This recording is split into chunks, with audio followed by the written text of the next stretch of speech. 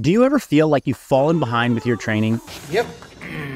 Maybe you missed a day or two. Maybe you missed an entire week or more. Either way, you aren't quite sure how to re-engage in your training. The thought of being behind makes you hesitate about where to jump back in. This is completely understandable given the constant barrage of progressive overload content. The message is that you have to follow the progression each week in order to make gains. If your reps or weights aren't going up, then you aren't making progress. But the reality is that life gets in the way for most people.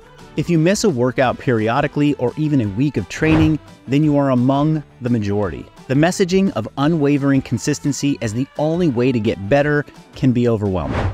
Now, don't get me wrong.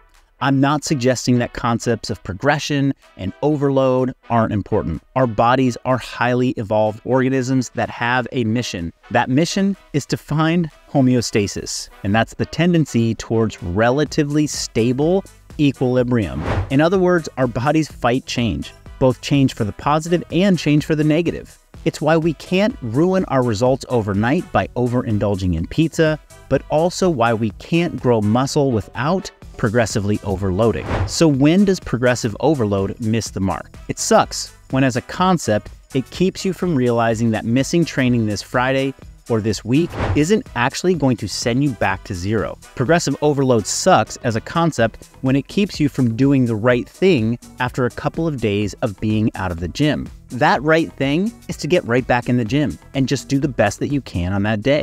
The birthday cake conundrum. Say you've been following a solid diet plan for the past month.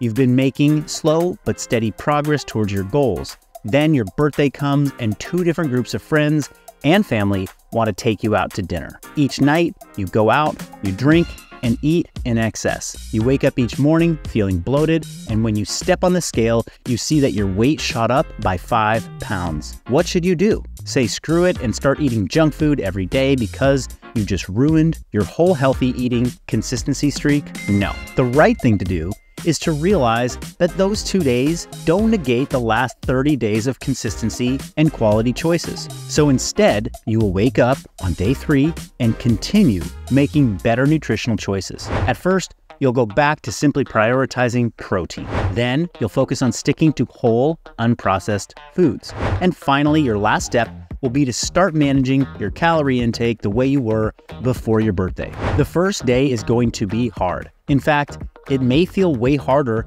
than it was before on day 29. You just fed your brain a new set of food and taste signals, and you'll need to recalibrate. That is why on day 1, you will focus mainly on just getting in your protein. The second day back will still feel tough, but not as hard as day 1. On this day, you might make it a goal to avoid all processed foods and stick to whole foods that you felt inspired to cook. By the 3rd or 4th day, you might feel almost back to your old self. It might feel like you never stopped. It is on this day that you can get more specific about your calorie goals. Maybe you start focusing on tracking your meals that you had going before your birthday. Taking 2 days off meant about 4 days to get back on track. Taking a week off might mean that it takes 2 weeks to get back on track. The longer the hiatus, the longer the road back will feel. However, as long as you focus on the right things at the right stages, it can feel totally manageable, and you'll feel the benefits very quickly.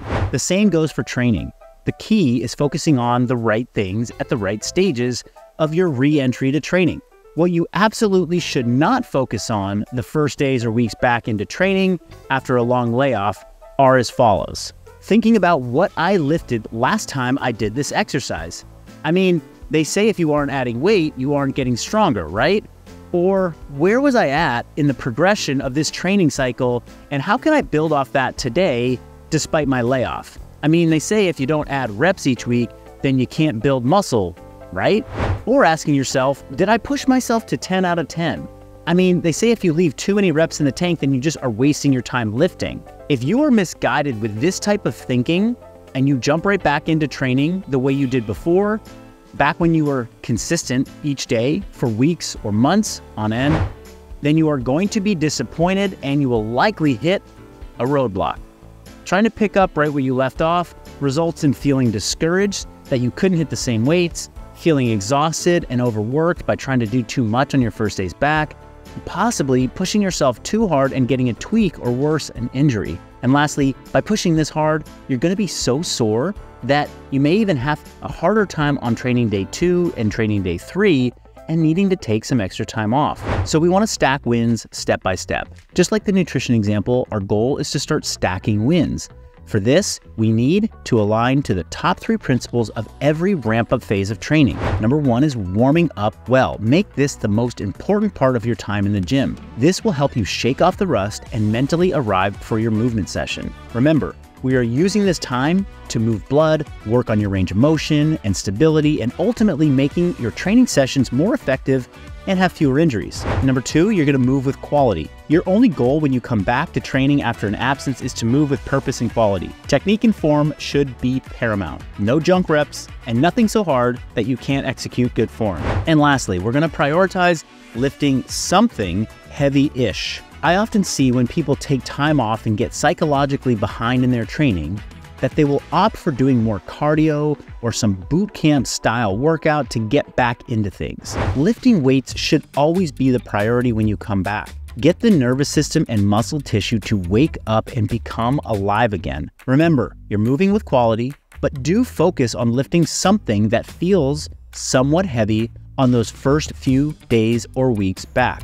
Think about trying to achieve 7 out of 10 on the effort scale. This will keep you safe, but will get the brain and the muscles stimulated. Those adaptations back will be fast and fruitful. If you followed the above steps to this point, then you are likely starting to get back in the ballpark of your previous training numbers. This is the final step. After days or weeks of prioritizing your warm-ups, moving with quality, and starting to push heavy loads, you'll feel more like your old self. Now you can think about progressive overload again as a guiding principle to growth. Stuff happens, but health is a lifelong pursuit. Long-term consistency isn't measured over days, weeks, or even months. It's measured over years. A good training program like Persist is designed in such a way that you can jump in and out at any time. And if you follow these steps, you can be on a path to progress and build robust health and fitness in no time.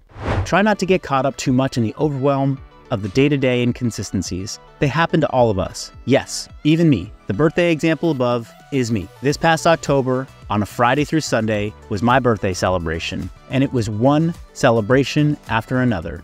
Food was at the center of it all. I ate so much, and I woke up this week heavy, bloated, and feeling overwhelmed with getting back on track. So day 1, I focused on quality protein.